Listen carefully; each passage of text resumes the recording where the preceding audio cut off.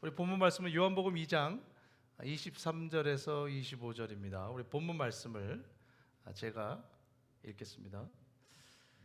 6월절에 예수께서 예루살렘에 계시니 많은 사람이 그의 행하시는 표적을 보고 그의 이름을 믿었으나 예수는 그의 몸을 그들에게 의탁하지 아니하셨으니 이는 친히 모든 사람을 아심이요 또 사람에 대하여 누구의 증언도 받으실 필요가 없었으니 이는 그가 친히 사람의 속에 있는 것을 아셨음이니라. 아멘. 네, 우리 에코교회는 지난 시간에 우리를 구원하게 하는 참된 믿음과 그렇지 못한 믿음을 예수님께서 정확하게 구별하시고 다 아신다는 것을 우리 지난주에 함께 나눴습니다. 제자들의 믿음은 진실했고 그들의 영혼을 구원으로 인도하는 믿음으로 예수님에게 여겨졌습니다. 하지만 예수님의 표적을 보고 예수님의 이름을 믿었던 많은 사람들의 믿음은 예수님에게 진정한 믿음으로 여김받지 못했고 그래서 예수님은 그들에게 자신을 의탁하거나 맡기지 않으셨다고 사도 요한이 기록했습니다. 사도 요한은 이 요한복음 2장 전체를 통해서 예수님께서 보여주시는 그 표적을 대하는 세 가지 부류의 그 사람들, 그들의 모습을 통해서 세 가지 종류의 믿음을 말하고 있습니다. 첫 번째로는 적대적인 믿음입니다. 유대 지도자들은 표적을 보여주시는 예수님의 능력과 자비에는 전혀 관심이 없고 오직 예수님이 위대한 선지자나 메시아라는 것을 증명해 보라며 예수님께 표적을 요구했습니다. 이 사람들은 겉으로는 하나님을 섬기는 사람들이라고 말했지만은 실제로는 전혀 믿음의 실체와 본질이 없는, 믿음의 능력이 없는, 오히려 하나님을 거부하고 대적하는 믿음을 갖고 있는 사람들이었어요. 하나님은 자신의 존재를 어떤 기적과 능력으로 사람들에게 증명할 이유가 전혀 없습니다. 하나님은 자신이 창조자이고 구원자이고 심판자이시기 때문이에요. 예수님에게 표적을 통해서 당신의 메시아 되심을 증명해 보라고 요구한다는 것은 하나님에게 누군가가 내가 당신을 믿어줄 테니까 뭐 엄청난 걸 한번 보여달라고 요청하는 것과 다를 바가 없습니다. 이런 요구를 하는 사람들은, 이런 요구를 하는 마음과 믿음의 상태는 하나님도 그렇고 예수님도 그렇고 전혀 믿을 생각이 없는 사람들이 하는 행동이에요. 하나님을 진심으로 믿겠다고 하는 사람들이 어찌 메시아가 될 수도 있는 그분께 감내나라 밤내나라 하듯이 자신의 존재를 증명하기 위해서 표적을 보여달라고 요구할 수 있겠습니까? 이런 사람들에게는 혹시나 예수님께서 표적을 보여주셔도 오잉? 전 진짜 표적을 보여주셨네? 그렇게 확인하고 인정할 뿐 그들의 삶 속에 예수님을 그리스도로 고백하고 결단하는 변화는 거의 일어나지 않습니다. 그러므로 예수님은 그런 사람들에게 아예 표적 자체를 보여주지 않으셨어요. 여러분 마태복음 12장 39절 40절에 예수님께서 이렇게 말씀하셨습니다. 악하고 음란한 세대가 표적을 구하나 선지자 요나의 표적밖에는 보일 것이 없느니라. 여러분 요나의 표적이 무엇입니까? 요나가 큰 물고기 뱃속에서 3일 동안 갇혀 있었다가 살아나는 그 사건처럼 예수님 자신이 십자가에서 죽으시는 3일 만에 다시 부활하신다는 그 사실이 요나의 사건으로 모형적으로 일어난다. 그것이 요나의 표적이라고 예수님이 말씀하셨어요. 표적을 요구하는 유대 지도자들처럼 악하고 음란한 사람들에게 예수님께서는 나는 너희들에게 보여줄 게 이거밖에 없어. 내가 십자가에서 죽고 부활하는 그 표적밖에 나는 너희들에게 보여줄 게 없다. 이 말을 하신 것은 예수님의 본질, 예수님의 정체성은 사람들의 이익과 요구와 만족을 충족시키기 위해서 자극적이고 감각적인 표적을 추구하는 능력 행위자가 아니라 오직 인간의 죄 문제를 해결하기 위해서 대속해서 십자가에서 죽으시고 죽음을 이기시고 부활하시는 하나님의 어린 양, 하나님의 아들이시라는 자기의 정체성만을 너희들에게 말한다고 말씀하신 겁니다. 두 번째로 사도 요한이 요한복음 2장에서 표적을 대하는 사람들의 방식을 통해서 보여주는 두 번째 믿음은 구원하는 믿음입니다. 제자들은 표적을 통해서 예수님의 실체를 발견하게 되었습니다. 그들은 예수님의 메시아 되심을 이해했고 그분이 진정한 하나님의 아들이요 그리스도이심을 깨달았고 진실한 믿음을 갖게 되었습니다.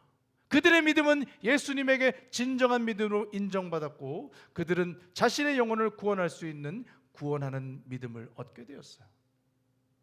세 번째로 요한이 보여주는 믿음의 종류는 구원하지 못하는 믿음입니다.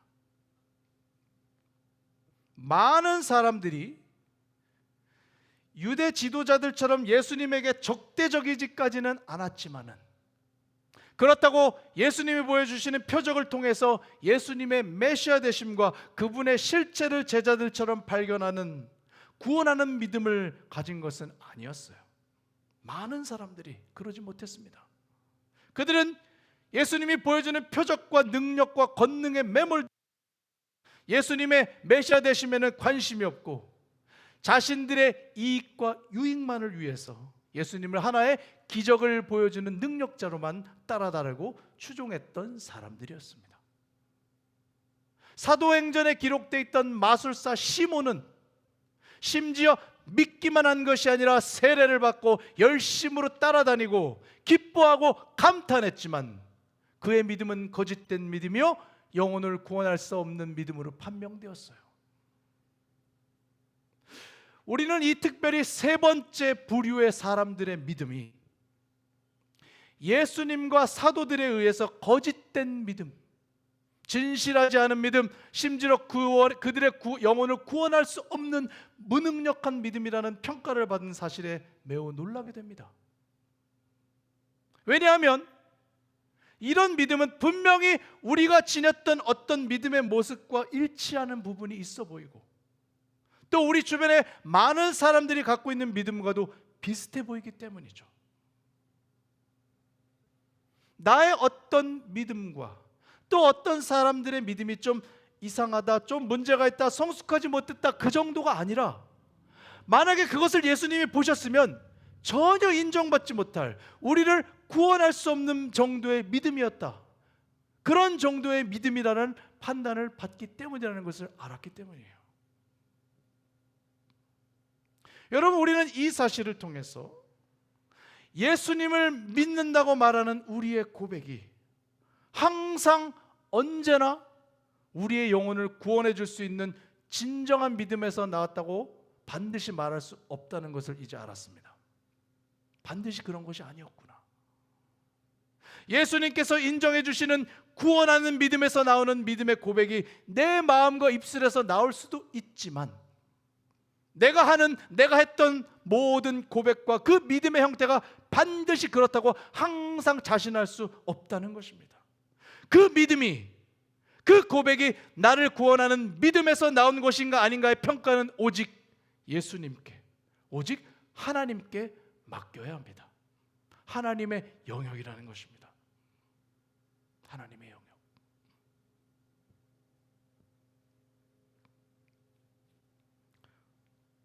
여러분, 구원파 사람들이 일반 교회 성도들에게 당신은 몇 월, 몇 시, 몇 년도에 구원받았냐고 물어보죠. 대부분 잘 모른다고 말할 것을 알기 때문에 그렇게 묻고 그리고 나서 이렇게 비난합니다. 어떻게 당신은 그리스도인이라고 하나님을 믿는다고 하면서 자기가 구원받은 날도 모르냐고 비난하죠. 그리고 자기들은 그것을 정확하게 안다고 말합니다. 자기는 정확하게 안다. 자기는 몇 년, 몇 월, 몇 시에 구원받았다고 딱 그렇게 얘기를 해요. 그리스도인들이 이런 질문을 받으면 당황할 수밖에 없습니다. 그들의 비난이 그럴싸해 보이고 또 그런 것 같고 모르거든요. 하지만 여러분, 이것은 매우 교묘한 트릭입니다. 그리고 무지한 그리스도인들이 아직도 신앙의 영역에서 아직도 자라가고 있는 그리스도인에게는 필연적으로 당할 수밖에 없는 속임수예요. 첫 번째 이유는 성령님의 사역은 하나님의 주권적인 사역이기 때문에 그렇습니다. 우리는 성령의 도움과 능력으로만 예수를 그리스도라고 고백하고 영접할 수 있습니다. 여러분 믿으십니까? 아멘. 성령의 능력과 도움으로만, 우리의 힘과 능력으로는 고백할 수 없고, 오직 성령의 도움과 능력으로만 예수님이 그리스도라고 고백하고 영접할 수 있고, 그런 사람만 구원을 얻을 수 있는데, 그 성령님의 사역의 시작이 어디로 시작해서 어디로 가는지 알 수 없는 바람 같던 주권적인 사역이기 때문에 우리가 그것을 예측할 수도 없고 때로는 인식하지도 못하는 부지불식간에 하나님의 주권적인 사역이 내 삶 속에 일어나고, 때로는 아주 천천히 나중에 한참 뒤에 그랬구나라고 깨닫기도 하는 거예요. 따라서 마치 구원파의 사람처럼 우리가 구원받은 때를 정확하게 꼭 집어서 특정하는 것은 거의 불가능합니다. 그리고 그것을 요구하고 특정하는 것은 주권적인 하나님의 성령의 사역을 침해하는, 성령의 주권을 침해하는 행위예요. 매우 이단적인 행위입니다. 또 두 번째 이유는 우리가 믿음으로 고백하고 구원을 받았다고 말할지라도 우리의 그 믿음과 고백이 예수님께 인정받는 상태의 믿음과 고백이었는지 우리가 알 수 없기 때문이에요. 나는 정말로 믿었다고 생각해서 고백했죠. 나는 정말로 확신해서 고백하고 믿었다고 고백했습니다. 그래서 아마도 그때 그 사건, 그날이 내가 구원받은 날일 거야 라고 말하겠지만은, 그 당시의 나의 고백과 그 당시에 그의 나의 믿음이 표적을 보고 예수님의 이름을 믿었던 사람들의 믿음과 마술사 시몬의 믿음과 어떻게 다른지 우리는 판단할 수가 없습니다. 다시 말합니다. 우리의 믿음과 고백은 오직 주권자 되신 하나님과 예수님만이 판단할 수 있습니다.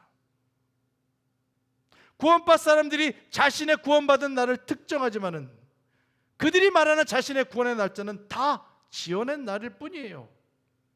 우리는 구원파에 속해 있는 사람들을 성도로 인정하지 않습니다. 따라서 그들은 그리스도인이라고 우리는 말할 수 없고, 따라서 그들이 말하는 자신이 구원받은 날은 다 지어낸 날짜예요.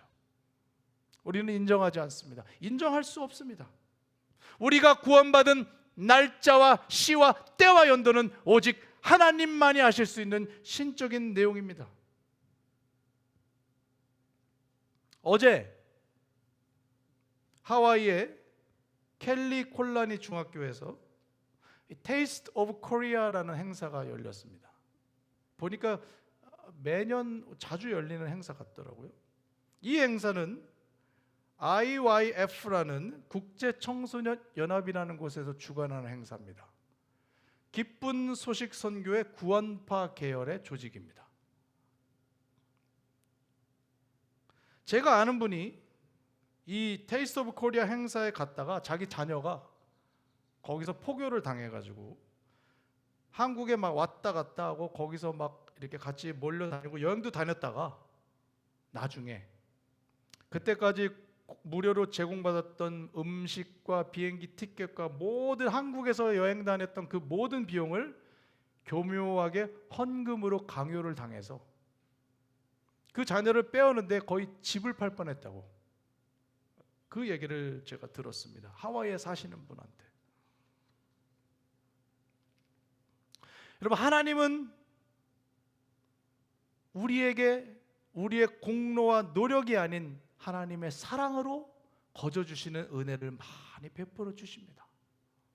그러나 이단 사이비들은 절대로 공짜가 없어요. 공짜가 없어요. 여러분의 가족과 여러분의 살림을 위협합니다. 그렇게 긁어 모아서 어린아이들과 학생들의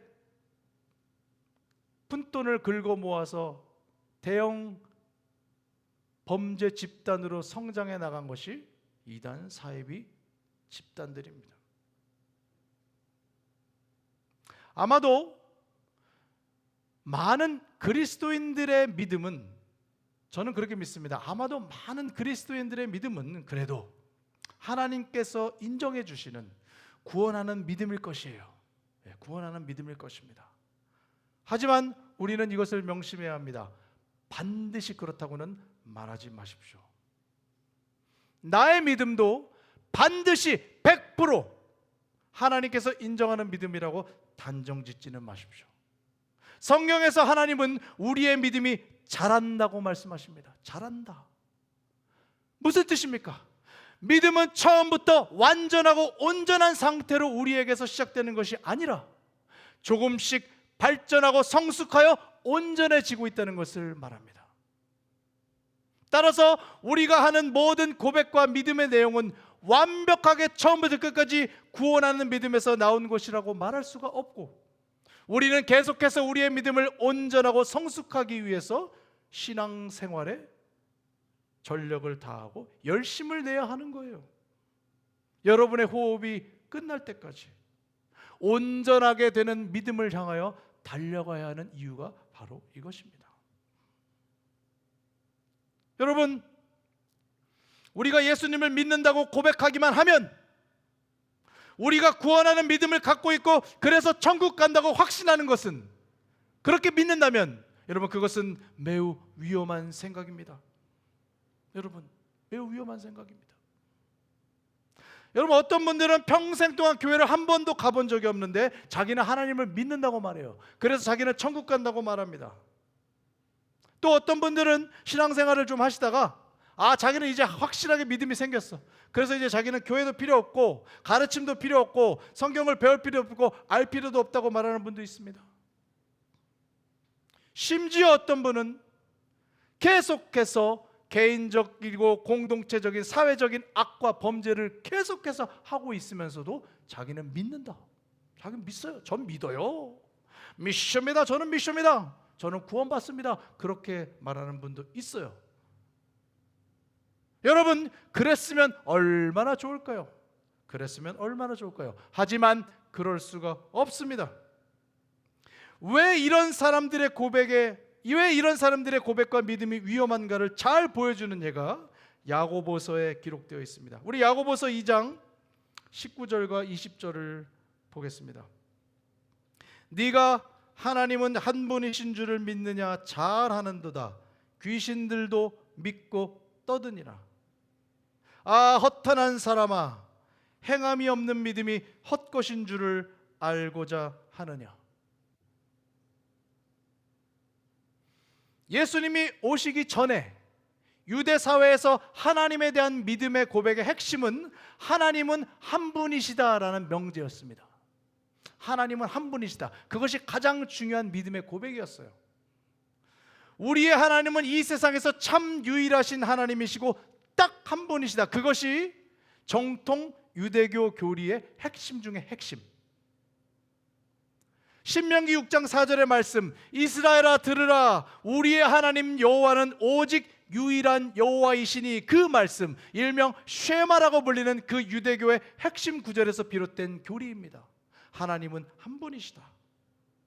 야고보는 사람들이 이 유대교 교리의 핵심 교리였던 하나님은 한 분이시다라는 이 명제를 철떡까지 믿고 있는데, 그들의 믿음이 그들의 영혼을 구원해 줄 수 없는 죽은 믿음이라고 말하고 있습니다. 그 이유는 그들은 정통 교리에 대한 배움과 깨달음과 인식이 있었지만은 행동으로 자신의 신앙을 살아내지 않는 위선적인 신앙을 하고 있었기 때문이에요.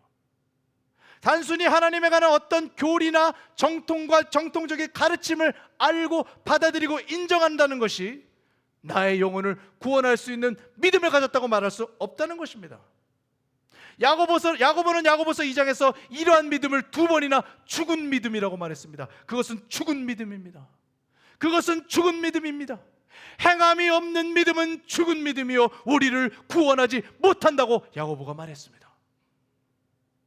심지어 야고보는 이렇게 말합니다. 귀신들도 이 정도의 내용은 다 알고 있습니다. 귀신들도 이것을 믿고 있습니다. 그래서 귀신들도 하나님 앞에 벌벌 떱니다. 귀신들도 야훼 하나님이 유일하신 참신 한 분이라는 것을 알고 있고 그것을 믿고 있습니다. 귀신들도 하나님에 대한 지식이 있고 귀신들도 하나님에 대한 믿음이 있다는 거예요. 사람만, 우리만, 그리스도인들만이 하나님을 향한 믿음과 지식이 있는 것이 아니라 귀신들도 그렇고 심지어 귀신들은 사람보다 더 뛰어난 지식과 믿음을 갖고 있습니다. 마가복음 1장 24절에서 가버나움 회당에 귀신 들린 사람이 예수님을 보고 이렇게 소리 지릅니다. 나사렛 예수여, 우리가 당신과 무슨 상관이 있나이까? 우리를 멸하러 왔나이까? 나는 당신이 누구인 줄 아노니 하나님의 거룩한 자니이다. 귀신 들린 사람이 한 얘기, 귀신이 한 얘기입니다. 예수님한테. 여러분, 이 사건은 아직도 제자들이 예수님이 누구인지 정확히 모를 그때, 베드로의 신앙 고백이 있기 한참 전 예수님의 사역 초창기에 있었던 일이라는 것이 중요합니다. 제자들도 아직 예수님을 정확하게 알아보지 못하고 신앙도 고백하지 않았는데 귀신들이 예수님 앞에 나와서 당신은 하나님의 거룩한 자시라 고백했어요. 그리고 예수님을 보고 쩔쩔맸습니다. 자기를 멸망시키러 왔냐고 물었습니다. 마가복음 3장 11절에 보면 또 이런 기록이 있습니다. 더러운 귀신들이 어느 때든지 예수를 보면 그 앞에 엎드려 부르짖어 이르되 당신은 하나님의 아들이니이다. 귀신들이 예수님만 보며 엎드려 소리 지릅니다. 당신은 하나님의 아들이십니다. 당신은 하나님의 아들이십니다. 베드로도 예수님을 하나님의 아들이라고 즉시 고백하지 못했어요. 그죠? 예수님과의 동고 동락과 사역과 가르침을 통해서 제자들은 예수님의 하나님의 아들 되심을 고백했습니다. 그런데 귀신들은 예수님을 보자마자 당신은 하나님의 아들이었소이다. 마태복음 8장 29절에도 보면 가다라 지방에 군대 귀신 들린 사람 2명이 무덤 사이에서 나와서 예수님을 보자마자 이렇게 소리 질렀습니다. 이에 그들이 소리 질러 가로되 하나님의 아들이여, 우리가 당신과 무슨 상관이 있나이까? 때가 이르기 전에 우리를 괴롭게 하려고 여기 오셨나이까? 귀신들은 예수님을 하나님의 아들이라고 정확하게 알고 고백했습니다.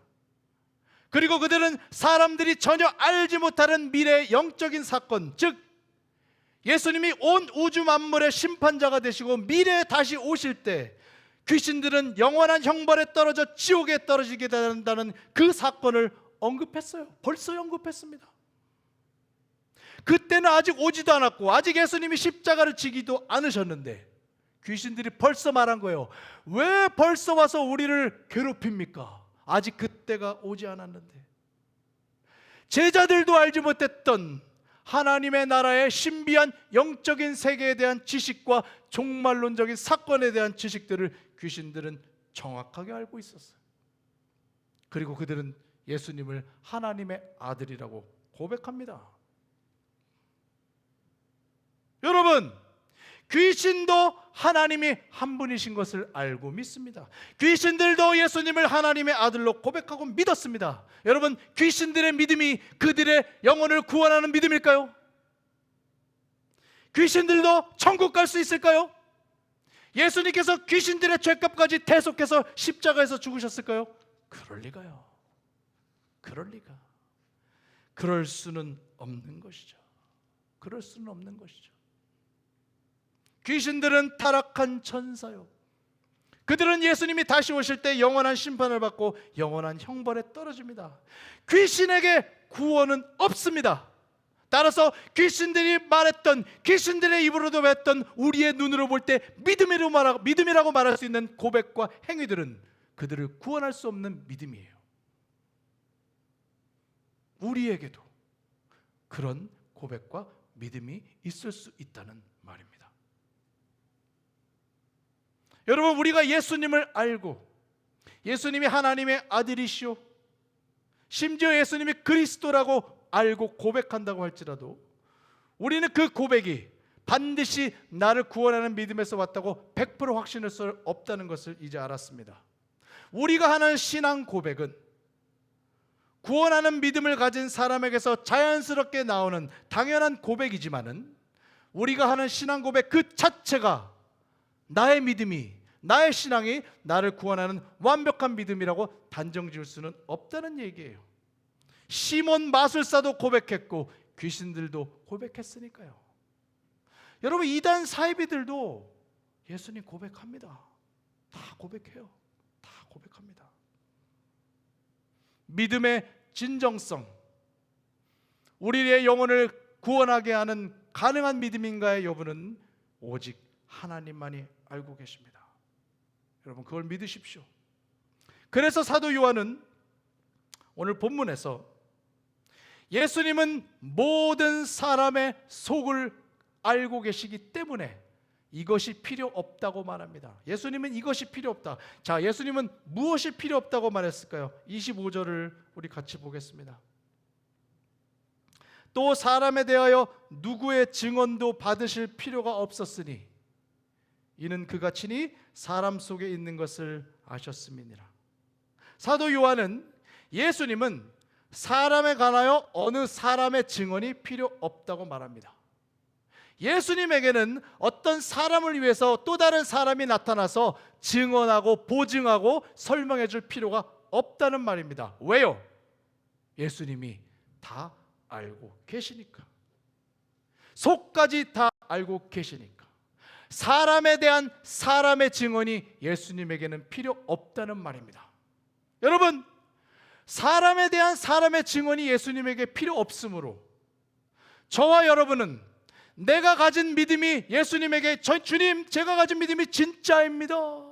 저는 주님을 위해 신실한 사람입니다. 제 믿음이 진짜입니다라고 증명하거나 그것을 보여주기 위해 노력할 필요가 없습니다. 내가 정말 진실한 성도요 하나님의 사람이라는 것을 예수님에게 증명하려고 노력할 필요가 없다는 말이에요. 예수님은 우리의 내면 속에 있는 믿음의 실체를 알고 계십니다. 따라서 우리가 신앙생활 속에서 해야 될 일은 내가 가진 믿음이 진짜 믿음인지 예수님께 증명해 보이려고 하는 생활을 하는 것이 아니라, 내가 가진 믿음이 바로 하나님께서 선물로 주신 은혜로 거저받은 믿음인 것을 확인하고 점검하면서 그 믿음을 더욱더 올바른 믿음으로, 구원하는 믿음으로 성장시키기 위해 노력할 뿐이에요. 여러분의 신앙생활의 길과 여러분 주변에 있는 많은 성도들의 삶의 모습을 통해서, 정말로 나에게 허락하신 믿음이 나를 구원하는 믿음이라면 그 믿음이 나로 하여금 어떤 삶의 결과를 만드는지 확인해 보면 됩니다. 그 믿음을 통해 나는 예수님을 하나님의 아들로 고백하고 예수님과 인격적인 관계를 맺고 예수님을 주님으로 고백하고 주님이시기 때문에 나의 모든 것을 인정하고 수긍하고 복종할 수 있는가? 나는 표적을 구하는 자인가? 아니면 내 삶 속에 하나님의 표적이 채워주시는 사람인가?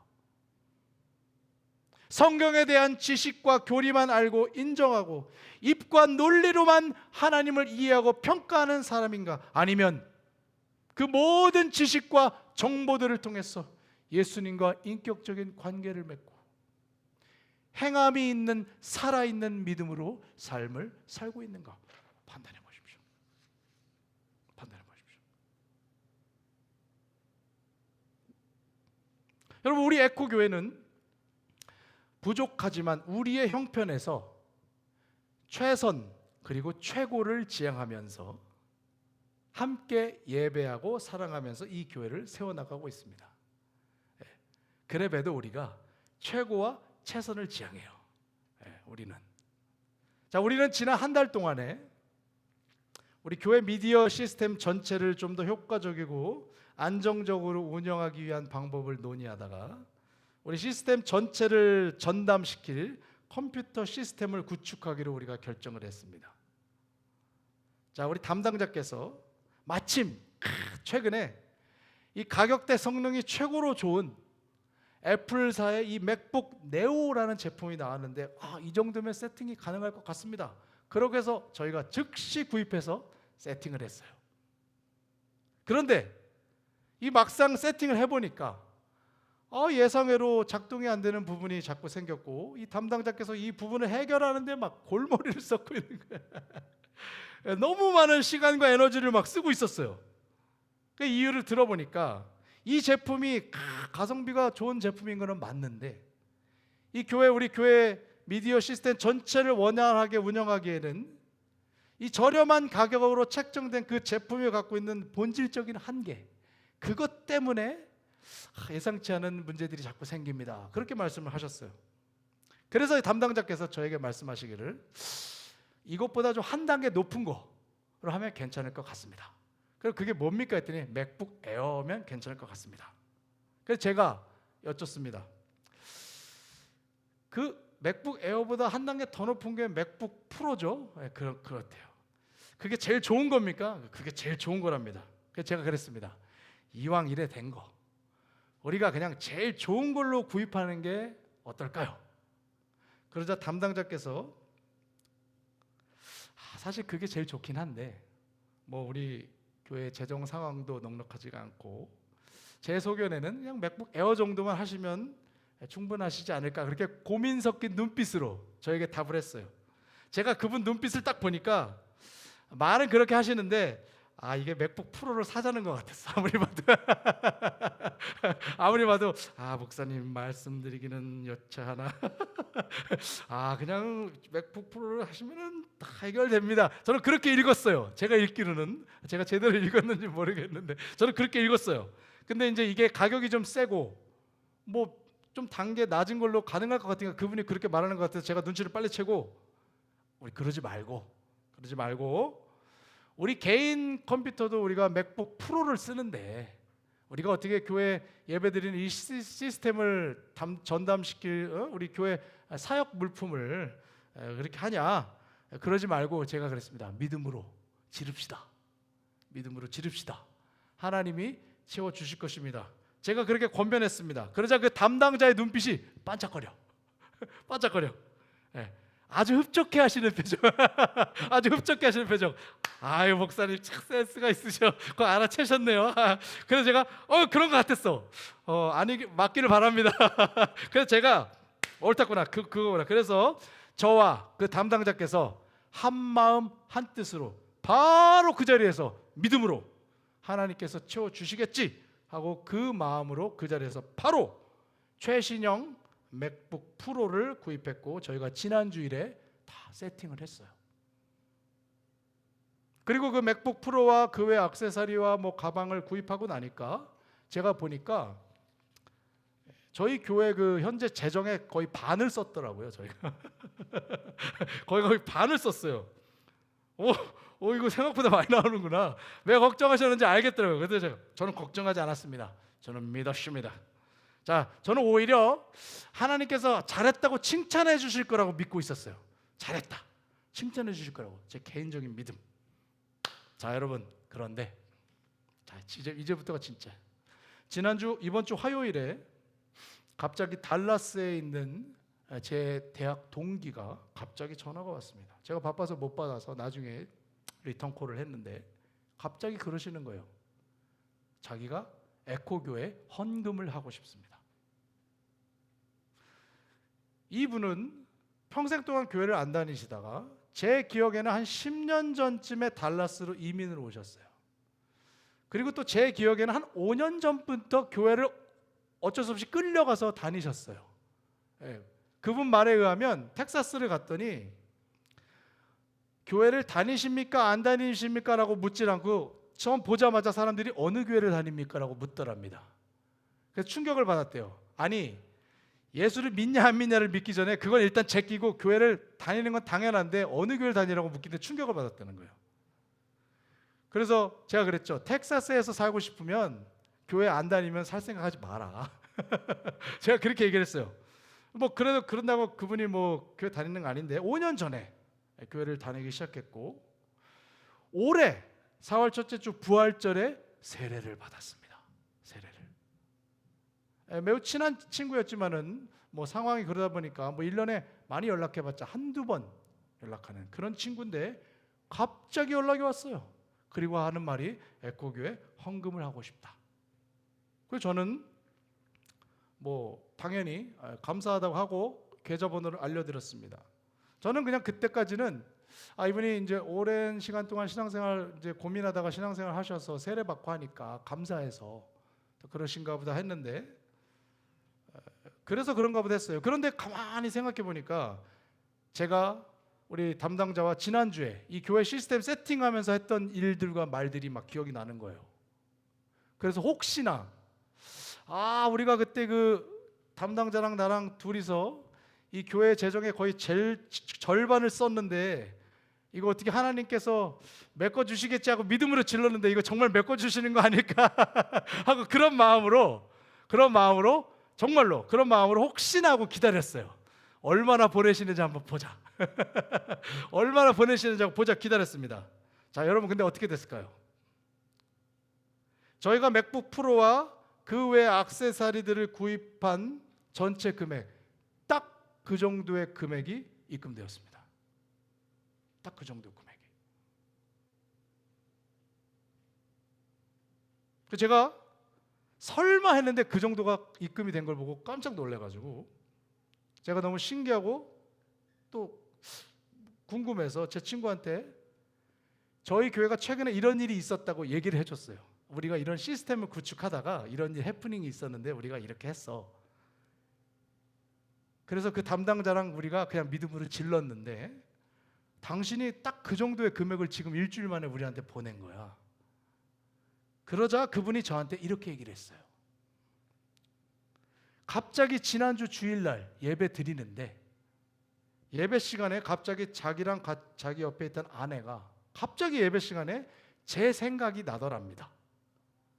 그러면서 갑자기 두 사람이 동시에 우리 에코교회 헌금을 할까라고 동시에 말을 했대요. 예배 시간에. 그래서 그 두 사람이 이제 세례 받았어요. 그 두 사람이 뿅 찌찌뽕 그래가지고 이거는 하나님께서 자기들에게 에코교회에 헌금하라는 마음을 주신 것 같다. 그렇게 자기들이 믿고 마음에 감동이 오는 정도로 금액을 책정해서 그냥 보낸 거랍니다. 서로의 이야기를 듣고 서로가 어떤 생각을 했을까요? 신기한 일일세. 그래서 그 친구와 그의 아내와 제가 하나님을 찬양했습니다. 하나님이 하신 일이구나. 정말 신기하다. 사랑하는 에코교회 여러분, 나를 구원하는 믿음이라는 것은 예수님께서 보여주시는 표적을 보고 그 표적에 기대어서 나의 이익과 욕망을 해결하려고 했던 많은 사람들이 가졌던 그런 믿음이 아닙니다.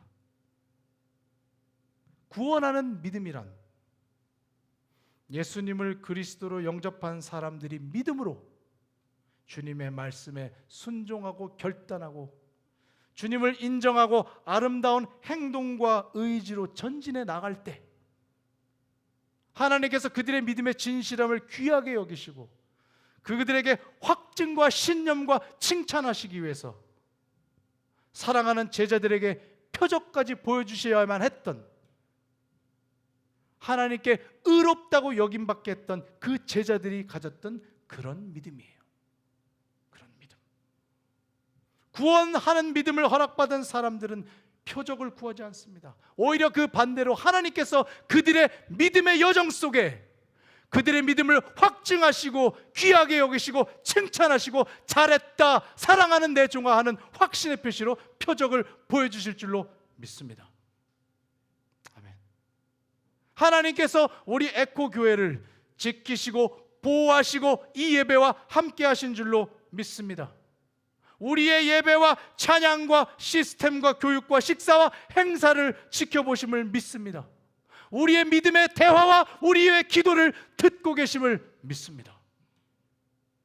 우리가 지금 이 모습을 디딤돌 삼아서 더욱 전진하고 수고하고 노력하고 담대히 나아갈 때 하나님께서 더욱 큰 은혜와 능력과 표적으로 우리에게 확신과 신뢰를 더하여 주실 줄로 믿습니다. 아멘. 아멘. 우리 다 같이 찬양 한 장 같이 부르시고 우리 함께 기도하겠습니다.